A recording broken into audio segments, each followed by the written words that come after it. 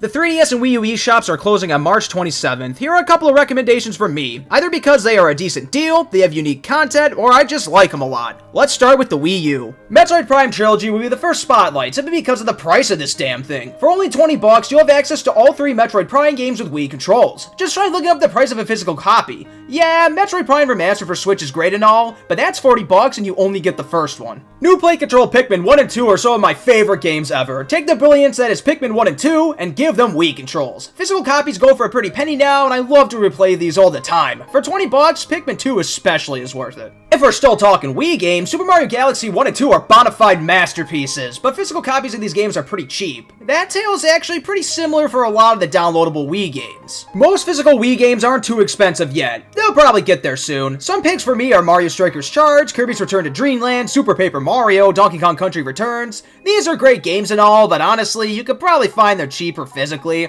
Wii games are mostly $20 across the board, which will be more than a lot of these physical copies. It is worth noting that Resident Evil 4, Resident Evil The Umbrella Chronicles, and Zack and Wiki are all on sale for cheap. DS games on the Wii U are so interesting. It's nice to play them on the TV and record footage for them. Super Mario 64 DS might be my favorite one. I'm not sure if I like it more than the original due to the new controls, but the new content is neat. Kirby's Mass Attack and Canvas Curse also work really well with the gamepad. Both Zelda Spirit Tracks and Phantom Hourglass are on here as well. Mario and Luigi Partners in Time, that's also good fun. New Super Mario Bros. Is a classic, and they even got Animal Crossing Wild World, so I can have Animal Crossing game tied to the Wii U. DS games are only $10 a piece, which is usually cheaper than physical copies, so I even decided to get games like Mario Kart DS and Mario Party DS. Sure, I can always play the more recent ones, but for only $10, I think it's worth revisiting these games. Unfortunately, Nintendo 64 games don't look super hot on this thing. For some reason, they are darker than they should be. Anyway, Super Mario 64 is still a classic that I love to replay every year or so. Both Zeldas are classics as well. The original Paper Mario is stupidly expensive physically nowadays, and Donkey Kong 64, that's a bloated mess, but you bet I grabbed it anyway. Kirby 64, the Crystal Shards is an interesting one. I really love the gimmick of combining powers. F-Zero X is on here, and it's Fast and Furious racing game. Both Mario Tennis and Golf are on here. Some still consider Mario Party 2 one of, if not the best in the franchise. For $10 a pop, I can see where some may think it's a bit much for 64 games, but as a retro enthusiast, let me tell you, 64 games are hot and expensive right now.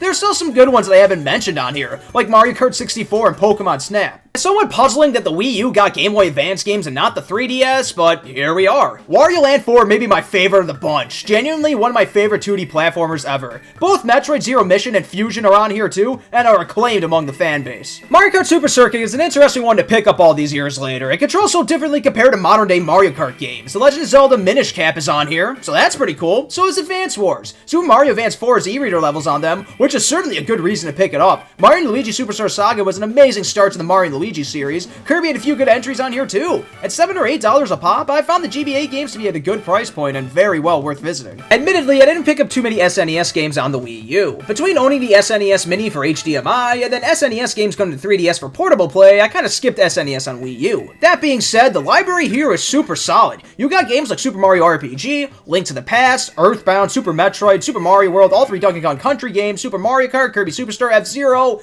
It's a classic console for a reason, damn it. These games are $8 a pop, which may sound like a lot to some, but again, for me, that price point is easily worth revisiting these games. As for the NES, much like the SNES, I didn't actually get too many games on the Wii U because of the NES Mini. The library still has its fair share of classics like the original Super Mario Bros. Games, Kirby's Adventure, The Legend of Zelda, but there are a few very notable releases here. Duck Hunt can be played with the Wii mode. I find that so goddamn interesting. I made sure to grab it before the store closed. Earthbound Beginnings is another notable game, because it being released on Wii U is how the West got to experience it. Moving over to the 3DS, my first personal pick is Pokemon Crystal. I still love Gen 2 after all these years. In Crystal, the player can also catch Celebi, who can be transferred to newer Pokemon games. Gold and Silver are still a good time as well, but if you're gonna go with one Gen 2 game, you may as well make it Crystal. I still have a fun time with Gen 1 as well. I'm still trying to figure out if Yellow is the best version, or just going with Red or Blue. Yellow is a cute anime-inspired spin on it, but missing No is more challenging to come by. Speaking of Pokemon, the Pokemon trading card game is also a good buy. For hardcore Pokemon fans that love to transfer Pokemon all over the place,